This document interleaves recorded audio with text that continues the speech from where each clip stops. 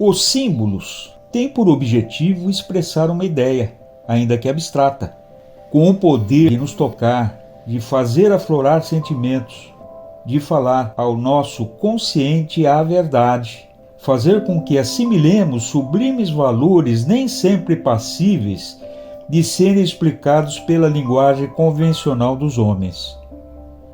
Os símbolos são universais, existindo em diferentes culturas e civilizações, mesmo separados pelo tempo e pelas distâncias geográficas, pois eles são produtos do inconsciente coletivo, ou seja, estão registrados na mente universal.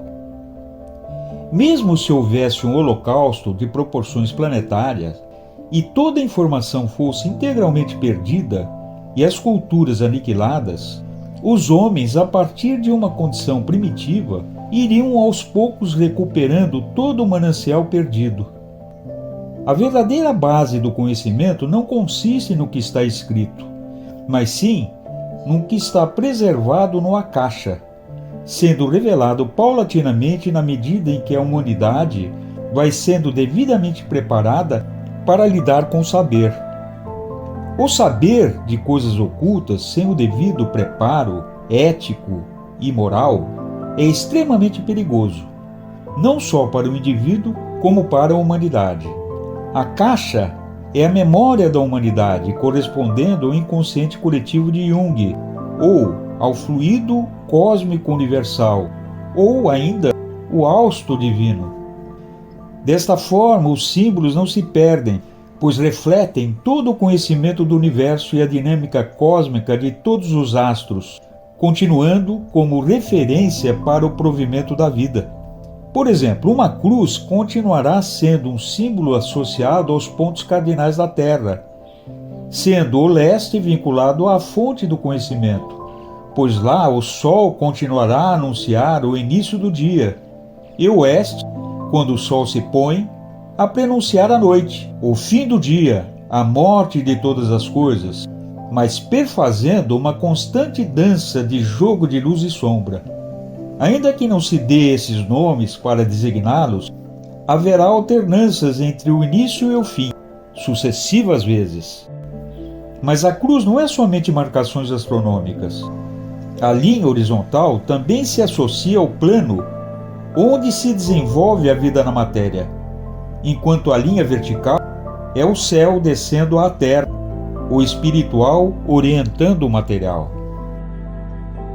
Na hipótese do holocausto planetário, os novos habitantes que surgiriam talvez depois de milênios descobririam conceitos dos números, percebendo que tudo se inicia com 1, sendo o 2 o complemento necessário para possibilitar a criação, e como resultado do casamento de A e B, é gerado o 3, fundamentando a verdade subjacente que personifica o ato criativo, tanto do universo como da natureza.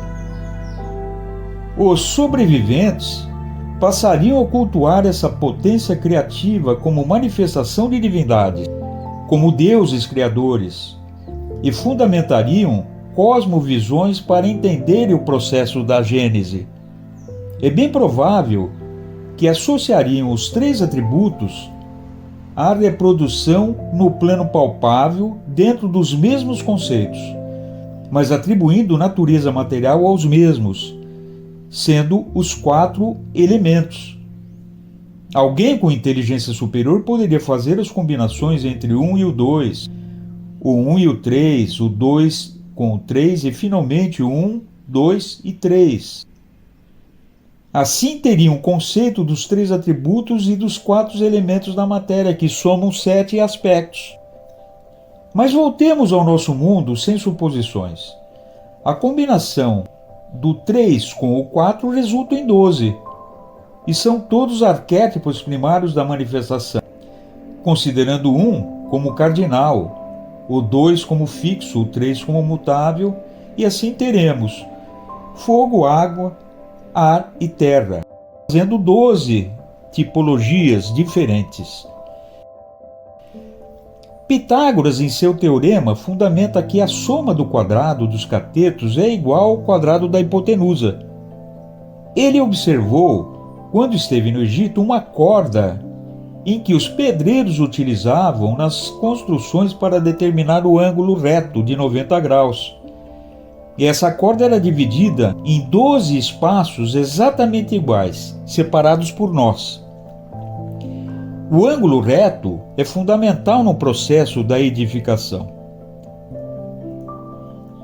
Como vimos, tudo parte do Uno, que se manifesta no Trino como Pai, Espírito Santo e Filho, sendo que este trino é representado com o vértice apontado para cima e se projeta no quaternário inferior, representando o princípio da materialidade dos 4 elementos, sendo a pirâmide um exemplo da união de Deus com a sua criação material. Mas a hipotenusa, que corresponde às 5 partes, irá projetar o mundo das formas, sendo o pentagrama que representa a operação do Espírito Santo sobre os 4 elementos. A geometria do pentagrama dá origem à proporção divina ou proporção áurea, na medida em que são obtidos retângulos para os quais será aplicada uma constante de divisão em 2 segmentos, e assim sucessivamente, de maneira a projetar as formas harmônicas. Essa sequência leva o nome também de Fibonacci, em homenagem a Leonardo Fibonacci, que foi um matemático que viveu no século XII e formulou a sequência numérica que começa com 0 e 1 e é infinita, cujos números seguintes são sempre a soma dos 2 números anteriores. Ou seja, um conceito matemático para uma sequência universal que já era conhecida.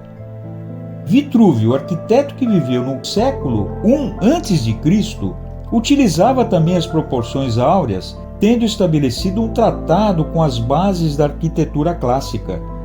Leonardo da Vinci desenha o homem vitruviano, que sintetiza o ideal clássico do equilíbrio, da beleza, da harmonia e da perfeição das proporções do corpo humano.